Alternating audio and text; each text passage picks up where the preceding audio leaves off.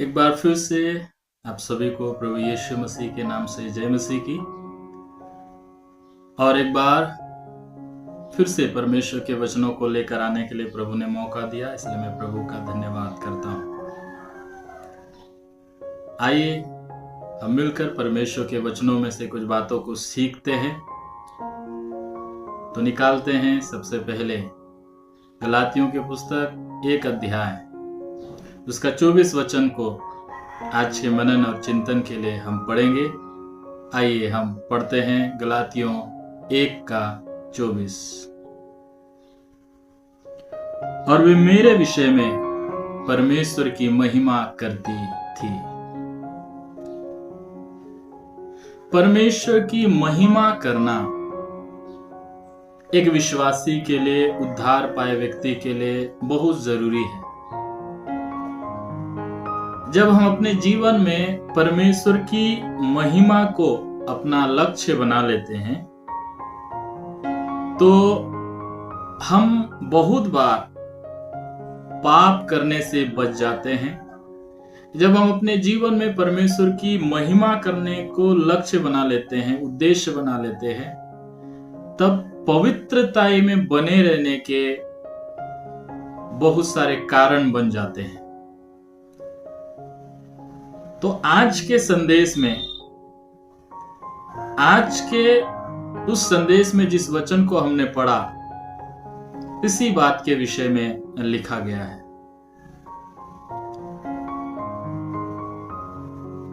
गलातियों की कलीसिया को पौलुस प्रभु का दास एक पत्री लिखते हैं और उस पत्री में यहूदिया की कलीसिया का जिक्र करते हुए कहते हैं कि यहूदिया की कलीसिया मेरे विषय में सुनकर परमेश्वर की महिमा करती है। ऐसा माना जाता है कि गलातियों की कलीसियाओं के नाम जो चिट्ठी लिखी गई, उसे पौलुस ने लगभग एडी 48 से लेकर 52 एडी के बीच में लिखा। और इस पत्री को लिखने का उद्देश्य यह था कि गलातियों की कलीसियाएं सुसमाचार को छोड़कर, मुख्य सुसमाचार को छोड़कर, सच्चे सुसमाचार को छोड़कर, उद्धार के सुसमाचार को छोड़कर कहीं और भटक रहे थे। वो धीरे धीरे दूर हो रहे थे। इस समस्या का हल करने के लिए पौलुस ने गलातियों की कलीसियाओं के नाम से इस चिट्ठी को लिखा। और जिस वचन को हमने पढ़ा, उस वचन को समझना है तो थोड़ा सा हमें शुरुआत से जानना होगा, इसके पीछे का बात क्या है, इसके पीछे का बैकग्राउंड क्या है, इस बात को पौलुस ने क्यों बोला, और इसी बात पर हम आगे मनन करें। जब पौलुस को पता चला कि गलातियों की कलीसिया में समस्याएं चल रही है, तो पौलुस ने चिट्ठी लिखते हुए उनके नाम में चिट्ठी लिखा और उनके पास भेजा, और जो आज हमारे पास मौजूद है उसका शुरुआत ऐसे करता है कि पौलुस ये बात बताता है कि गलातियों की कलीसिया जो है, सुसमाचार जिसके द्वारा उन्हें उद्धार, जिस पर विश्वास करके उद्धार को पाया, उस सुसमाचार से वो बहक चुके थे। कैसे बहक चुके थे? क्योंकि जब ये लोग विश्वास में आए, उसके कुछ दिन, कुछ महीने, कुछ साल के बाद यहूदी मसीह लोग, जिनके पास परमेश्वर के वचन का शिक्षा का अभाव था, पुराने नियम की शिक्षा को लेकर वो चलते थे, वे लोग आके गलातियों की कलीसियाओं को ये शिक्षा देने लगे, कहने लगे कि यीशु मसीह पर विश्वास करने मात्र से उद्धार नहीं होगा, तुमको यहूदी जो नियम है उसका पालन करना पड़ेगा। जैसे कि हम सब जानते हैं, यहूदी नियमों में सब्त का दिन आता है, पर्व आते हैं, खतना आती है, ये सारे नियमों का पालन करना पड़ेगा।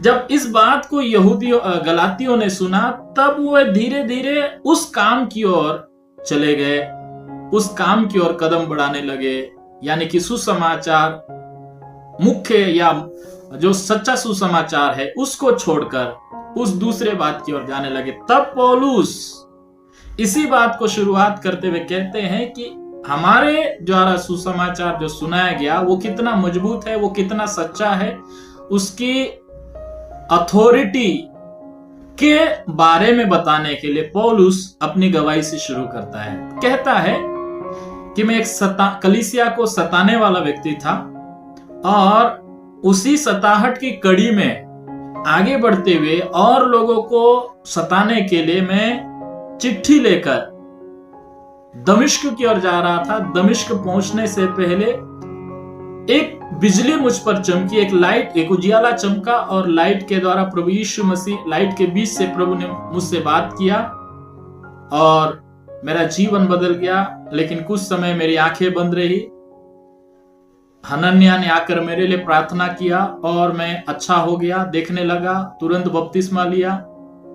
फिर वहां से दमिश्क गया। दमिश्क से मैं यरूशलेम ना जाके अरब को गया। अब ये यरूशलेम ना जाके अरब को जाना एक महत्वपूर्ण विषय है, सुसमाचार से जुड़ा हुआ बात है। जिस सुसमाचार को पौलुस प्रचार किया उससे जुड़ा हुआ बात है। और जब वापस आया तब फिर मैं 3 साल के बाद यरूशलेम गया, वहां से कुछ लोगों को मिला और फिर वापस आया।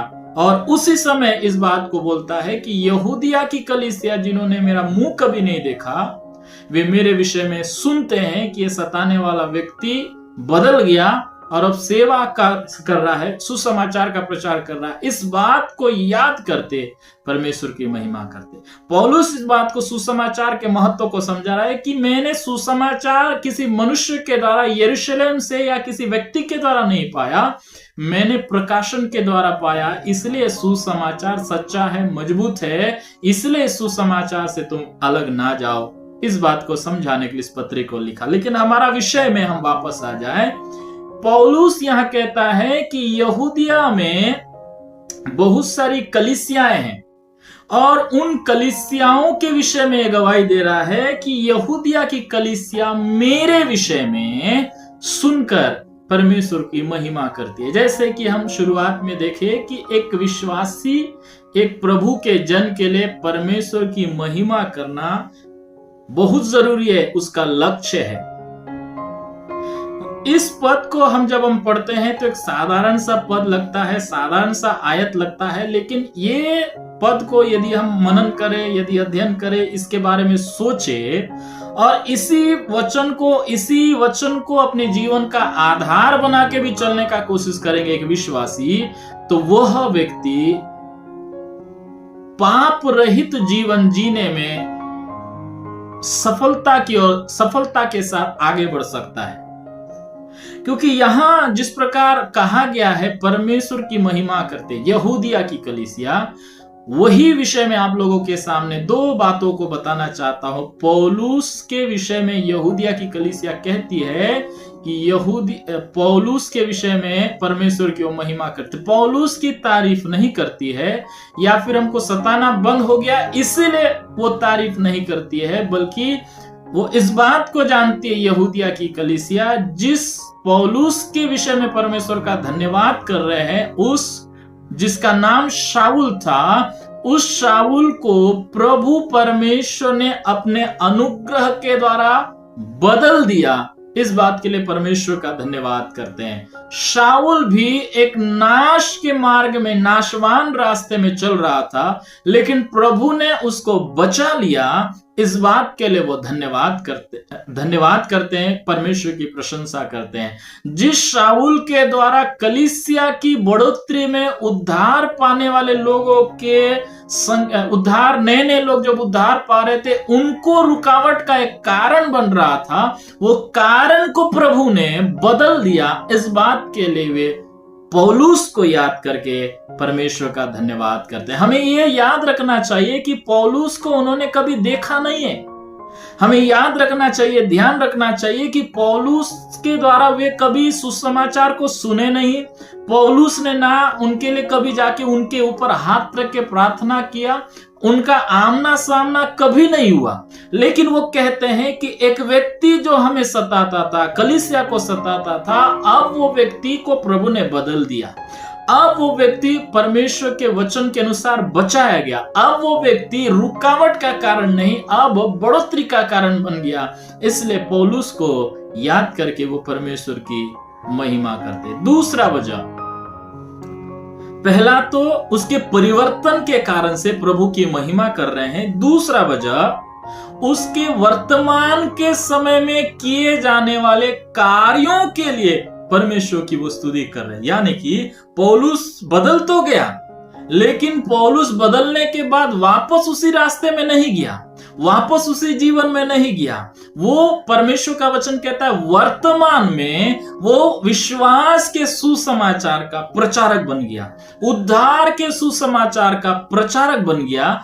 इस बात के कारण से वे लोग परमेश्वर की महिमा करते हैं, परमेश्वर की स्तुति करते हैं। क्यों? क्योंकि पौलुस अब प्रचारक बन गया, विश्वास का प्रचार। केवल उसका जीवन परिवर्तन हो गया और अपने काम धंधे में चला गया, अपनी जीविका चलाने के लिए चला गया, ऐसा नहीं, बल्कि इस दो बातों में से आखिरी बात ये है कि वो अब वर्तमान में एक प्रचारक बन गया, प्रभु का सेवक बन गया, वो एक गवाह बन गया। इस बात के लिए वो परमेश्वर की स्तुति करते हैं। मेरे प्रियो, आज का संदेश में यही बात इस वचन के द्वारा हमको सीखना है कि जिस प्रकार पौलुस को एक कलीसिया याद करके उसके परिवर्तन को, उसकी बदलाहट को, उसके मन फिराव को याद करके परमेश्वर की महिमा करती है, और पौलुस जो वर्तमान में सेवा काम कर रहा है उस बात को सुन के परमेश्वर की महिमा कर रही है, वही बात आपके और मेरे लिए भी वही बात आपके और मेरे जीवन में भी लागू होती है कि आपको भी लोग भले ना देखे हो, लोग आपके द्वारा कुछ लाभ ना पाए हो, लोग आपके द्वारा कुछ उनको लाभ ना मिला हो, लेकिन आपको आपकी गवाही को याद करके लोग परमेश्वर की प्रेज करना चाहिए, स्तुति करना चाहिए, महिमा करना चाहिए। दूसरा, आपका जीवन 5 साल, 10 साल, 15 साल पहले प्रभु ने बदल दिया, इस बात के लिए प्रभु की स्तुति हो। लेकिन दूसरी बात आपको यह भी ध्यान रखनी है कि आज आप वर्तमान में क्या कर रहे हैं। क्या आज आप परमेश्वर के प्रति विश्वास योग्य हैं? क्या आज आप आज्ञाकारी बन के जी रहे हैं?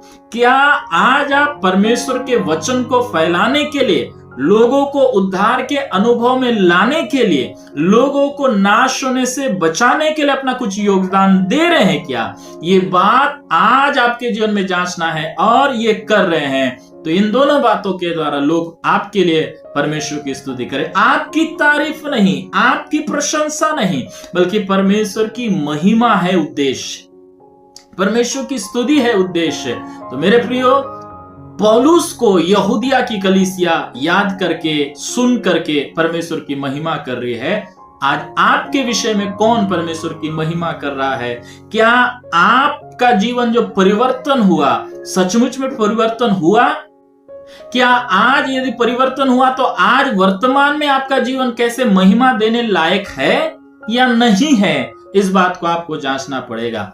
जब आपका जीवन, हमेशा हम देखते हैं बहुत सारे लोगों के जीवन में देखते हैं, शुरुआती जीवन, मसीह जीवन बहुत अच्छा, जोश के साथ, प्रार्थना के साथ, उपवास के साथ रहता है, लेकिन धीरे धीरे वो कमजोर होते जाते हैं और वापस संसारिकता में वापस चले जाते हैं। लेकिन ऐसा नहीं, हमारा जीवन बदल गया तो हमें धीरे धीरे प्रभु के सेवा में, प्रभु के कार्य में और बढ़ते जाना है, ताकि हमारे द्वारा, हमारे जीवन के द्वारा परमेश्वर को महिमा मिल सके। हमारा उद्देश्य बस ये होना चाहिए कि मेरे जीवन से परमेश्वर को महिमा मिले, मेरे जीवन से परमेश्वर को महिमा मिले। परमेश्वर का वचन कहता है, गलातियों की पुस्तक, पहला कुरिन्थियों की पुस्तक, उसका 10 अध्याय, उसका 31 पद में परमेश्वर का वचन कहता है, चाहे तुम खाओ, चाहे तुम पीहो, चाहे जो कुछ भी करो, सब कुछ परमेश्वर की महिमा के लिए करो। सब कुछ आप अपने जीवन में जो कुछ करें, परमेश्वर की महिमा के लिए करें। आप किसी और के लिए कर रहे हैं ये सोच के मत कीजिए। यदि आप एक नौकरी पेशा व्यक्ति हैं तो नौकरी पेशा व्यक्ति नौकरी ईमानदारी से करे, सामने वाले व्यक्ति के लिए कर रहे हैं ये सोच के नहीं, बल्कि परमेश्वर की महिमा के लिए कर रहे हैं ये सोच के आप अपनी नौकरी को कीजिए। आप बिजनेस कर रहे हैं तो बिजनेस में भी आप अपनी जीविका चलाने के लिए कर रहे हैं ऐसा नहीं, बिजनेस के द्वारा भी परमेश्वर की महिमा हो सके ये सोच के आप अपना बिजनेस करें। अपने बच्चों को पढ़ाने, अपने परिवार को चलाने आपको जो जिम्मेदारी मिली है वो सारी जिम्मेदारी को एक साइड में रख के एक सोच लेके चले कि मुझे परमेश्वर की महिमा के लिए इस काम को करना। यदि आप कलीसिया चलाने वाले हैं, कलीसिया के अगुवे हैं, तो आपको यह सोचना चाहिए ये झुंड परमेश्वर ने मुझे दिया है, ये झुंड के लिए मैं सेवा करूंगा, लेकिन उद्देश्य क्या है? परमेश्वर की महिमा।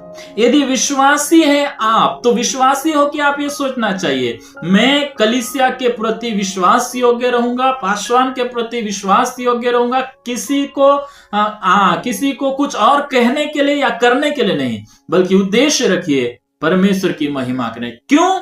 क्योंकि जो कुछ आप करें सब कुछ परमेश्वर की महिमा के लिए करेंगे, तो आप अपने जीवन में देख पाएंगे कि आप बहुत बार पाप करने से बच जाएंगे, बहुत बार आप अपने पवित्रता में बने रहेंगे, बहुत बार जो माप परमेश्वर के पीछे चलने के लिए परमेश्वर ने नियम कानून बना के रखा है उस नियम कानून के अंदर रहेंगे। तो इसलिए आप अपने जीवन में देखिए परमेश्वर की आप महिमा करने का कारण बनिए। आपका जीवन को सुनकर, आपकी गवाही को सुनकर, आपके व्यवहार को सुनकर, आपकी बोली चाल चलन को सुनकर लोग ये कहने पाए ये व्यक्ति बहुत अच्छा है, इसके द्वारा परमेश्वर को महिमा मिले, ऐसे व्यक्ति को प्रभु ने खड़ा किया है, ये इस व्यक्ति के कारण से प्रभु को महिमा मिले, लोग कहने पाए। यदि आपका जीवन अच्छा है, प्रभु के वचन के अनुसार है, भले लोग आपके सामने नहीं बोलेंगे कि आपके लिए हम परमेश्वर का धन्यवाद करते हैं, लेकिन बहुत सारे ऐसे लोग होंगे जो आपके बिना जाने परमेश्वर की महिमा करते रहेंगे। तो आपको क्या करना है? आप उस रास्ते में चलिए जिस रास्ते के लिए परमेश्वर ने आपको चुना है। आप चलते जाइए और बाकी अपने जगह में परमेश्वर को महिमा मिलते रहेगा। परमेश्वर को महिमा कैसे मिलता है उसकी कुछ बातों को मैं आपके सामने रखना चाहता हूं। जब एक व्यक्ति परमेश्वर की महिमा करने की इच्छा रखता है, और परमेश्वर की महिमा कैसे करता है? पहली बात, जब सारे संसार को बनाने वाला एकमात्र परमेश्वर है, वही परमेश्वर है जिस पर आप विश्वास करें, वही परमेश्वर है, इस बात को आप जब स्वीकार करते हैं, उसकी महानता को, उसके अधिकार को, उसकी महिमा को, उसकी योजना को, उसके कार्यों को जब आप स्वीकार करते हैं, तब आप परमेश्वर की महिमा करते हैं। दूसरी बात, कैसे परमेश्वर की महिमा करते हैं? जब जीवन के हर बात में पहले स्थान में परमेश्वर को देते हैं, पहला स्थान परमेश्वर को देते हैं, पहली प्राथमिकता पहले परमेश्वर को देते हैं, उसकी योजना को, उसके वचन को, उसकी अगुवाई को, उसकी सामर्थ को जब आप पहले प्राथमिकता देते हैं, उसकी इच्छा को जब प्राथमिकता देते हैं, तब आप परमेश्वर की महिमा कर रहे होते हैं। तीसरा बात, जब आप कुछ भला काम करते हैं और वो भले काम के द्वारा लोग परमेश्वर की प्रशंसा करते हैं, आपके जीवन के द्वारा जो भला काम हो रहा है वो परमेश्वर की महिमा के लिए है। तो आप जब भले काम करते हैं, वचन के अनुसार कुछ भले कामों को करते हैं, तब परमेश्वर की महिमा कर रहे होते हैं। जब आप स्तुति और गीत गाकर परमेश्वर का धन्यवाद देते हैं, तब आप परमेश्वर की महिमा कर रहे होते हैं। तो आप किन बातों में परमेश्वर की महिमा कर रहे हैं? हम अधिकतर इन बातों को देख सकते हैं जब मीटिंग्स होते हैं, तब ही हम गीत गाकर, वो भी बहुत कम लोग जो गीत के अर्थ को समझते हुए परमेश्वर का धन्यवाद करते हैं। और दूसरा एक होता है जो परमेश्वर की अथॉरिटी को स्वीकार करते हैं कि सब कुछ परमेश्वर ने बनाया, इसी बात को स्वीकार करते हैं, इतनी प्रकार से परमेश्वर की महिमा करते हैं और अपने जीवन को छोड़ देते हैं, अपने जीवन की चरित्र को अपनी मर्जी से चलाते नहीं। आपके पहनावे से, आपके बोली से, आपके काम से, आपके विचारों से, आपके जीवन के हर भाग के द्वारा आपको महिमा परमेश्वर को देना है। अगर आप परमेश्वर को महिमा देना है तो यही बात जो 5 बात में बोला, इसको अपने जीवन में अप्लाई कीजिए, लागू कीजिए, ताकि आपके जीवन के द्वारा परमेश्वर को महिमा मिल सके। डायरेक्ट परमेश्वर को महिमा मिलेगा, लेकिन कुछ ऐसे भी स्थिति होंगे जो आपके जीवन को देखकर सुनकर लोग परमेश्वर की महिमा करेंगे। उस फलाने व्यक्ति के लिए धन्यवाद, परमेश्वर की महिमा। जिस प्रकार 2 कुरिन्थियों 9 अध्याय उसका 6 पद से लेके 14 पद तक हम पौलुस के संदेश को देखते हैं, जहां पौलुस ने दान देने के विषय में बोला है। और उसमें एक बात बोला है, 2 कुरिन्थियों उसका 9 अध्याय उसका 6 पद में, जिसे मैं आप लोगों के लिए पढ़ना चाहूंगा। लिखा है, तुम हर बात में सब प्रकार की उदारता के लिए जो हमारे द्वारा परमेश्वर का धन्यवाद करवाती है, धनवान किए जाओ, क्योंकि इस सेवा के पूरे करने से न केवल पवित्र लोगों की आवश्यकताएं पूरी होती है, परंतु लोगों की ओर से परमेश्वर का भी बहुत धन्यवाद होता है, क्योंकि इस सेवा को प्रमाण स्वीकार कर वे परमेश्वर की महिमा प्रकट करते। देखिए, तीनों पद में परमेश्वर की महिमा की बात हो गई है। यानी कि जो दान लेता है वो भी परमेश्वर की महिमा कर रहा है कि हमको परमेश्वर ने हमारे समय पे हमारे लिए उपाय किया बोल के वो परमेश्वर की महिमा करता है। दान देने वाला भी यही उद्देश्य से करता है, विशेष करके जो इस वचन को हमने गलातियों की पुस्तक 1 अध्याय 24 पद के अनुसार जो दान देता है, जो इस बात को पहले स्थान में रखता है, इस वचन को याद करते परमेश्वर की महिमा को पहले स्थान रखता है, दान देकर भी वो परमेश्वर की महिमा करता है। तो देखिए, दान देना किसी की जरूरत को पूरा करने का हो सकता है, लेकिन दान देना असल में परमेश्वर की महिमा का कारण बनता है। दान लेने वाला भी परमेश्वर की महिमा कर रहा है, दान देने वाला भी परमेश्वर की महिमा कर रहा है। और आज हम इस वचन को पढ़कर हम भी परमेश्वर की महिमा करें। ना हम दान लिए ना हम दान दिए, लेकिन इस वचन को हमने देखा और इस वचन के अनुसार हमने परमेश्वर की महिमा की। प्रभु आपका धन्यवाद, इस वचन को आपने हमें दिया। तो हर प्रकार से, हर दिन, हर पल, हर एक वजह परमेश्वर की महिमा का कारण बनना चाहिए। आपका जीवन परमेश्वर की महिमा का कारण बनना चाहिए। और दूसरी बात, आप भी यहूदिया की कलीसिया के जैसे वो पौलुस को याद करके परमेश्वर की महिमा करते थे, वैसे ही आपको वचन सिखाने वाले आपके प्रभु के दास के लिए भी आप परमेश्वर की महिमा करना चाहिए। आपकी कलीसिया के लिए, आपके झुंड के लिए परमेश्वर की महिमा करना चाहिए। ऐसे लोग जो आपकी कलीसिया को संभाले हुए हैं, ऐसे लोगों के लिए आप परमेश्वर की महिमा करना चाहिए। हम अधिकतर ऐसे समय में जी रहे हैं, बहुत सारी सेवकाई चल रहे हैं, तो हम दोष लगाने की सेवा में लग जाते हैं। अरे वो सेवा ऐसा क्यों कर रहा है, वो सेवा ऐसा क्यों कर रहा है। चलो अलग विषय है, लेकिन जहां पे प्रभु का काम दिख रहा है उस विषय में तो परमेश्वर का धन्यवाद कर सकते हैं। किसी को क्रिटिसाइज करने से अच्छा है हम देखे परमेश्वर का काम कहां कहां हो रहा है, हम दोष लगाने की सेवा को छोड़ के परमेश्वर की महिमा करने की सेवा में लग जाएंगे। तो यहूदिया की कलीसिया पौलुस को याद कर रही है। आपको कौन याद करके परमेश्वर की महिमा कर रहा है? आपके विश्वासी, आपके पासवान, आपके परिवार, आपके दोस्त, आपके सगे संबंधी या आपके विश्वासी भाई बहन, कोई आपको याद करके परमेश्वर की महिमा कर रहा है? यदि आप गलाती 1 अध्याय 24 पद को अपने जीवन में महत्वपूर्ण स्थान देके चलेंगे तो हर जगह से आप परमेश्वर की महिमा का कारण बनेंगे। आपका जीवन परमेश्वर की महिमा का कारण बनेगा और आपके जीवन को जो जानेंगे वे लोग भी परमेश्वर की महिमा करेंगे। इसलिए मेरे प्रियो, 2 बात आज हमने सीखा।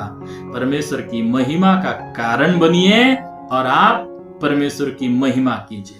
सबको याद करके परमेश्वर की महिमा कीजिए। आज का संदेश को याद करके इस संदेश के लिए परमेश्वर की महिमा कीजिए।